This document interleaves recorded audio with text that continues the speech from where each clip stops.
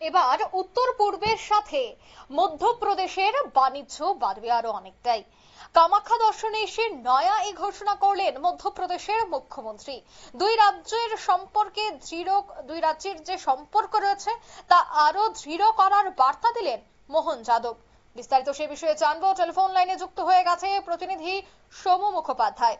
সোমু, অসম এবং মধ্যপ্রদেশের মধ্যে বাণিজ্য বাড়ানোর এবার উদ্যোগ গ্রহণ করা হবে এবং সে কথা নিজেই ঘোষণা করেছেন মধ্যপ্রদেশের মুখ্যমন্ত্রী। এই যে বাণিজ্য অনেকটাই বাড়ছে, সেক্ষেত্রে উত্তর পূর্বের জন্য আরো কতটা বাণিজ্যিক দিক থেকে অনেকটাই এগিয়ে যাওয়ার সম্ভাবনা রয়েছে?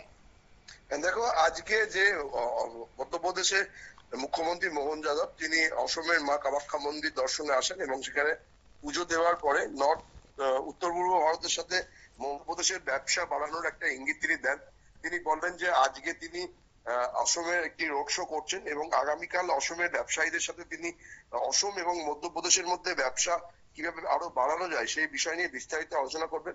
এবং তিনি পরিষ্কার বলেন যে দুটি রাজ্যের মধ্যে ব্যবসা এবং সম্পর্ক বাড়ানোর প্রচুর জায়গা রয়েছে এবং আগামী দিনে তাদের সরকার এবং অসমের হেমন্ত বিশ্ব শর্মা সরকার সেই বিষয় নিয়ে কাজ করার বিষয়ে পদক্ষেপ নিতে চলেছেন। পাশাপাশি উত্তর পূর্ব ভারতের অন্য রাজ্যগুলোর সাথেও মধ্যপ্রদেশের ব্যবসা বাড়ানোর বিষয় নিয়ে তিনি আজকে ইঙ্গিত দিয়েছেন। আগামী দিনে এই বিষয়ে তার সরকার উত্তর পূর্ব ভারতের প্রতিটি রাজ্যের সরকারের সাথে আলোচনা করবে বলেও তিনি জানিয়েছেন।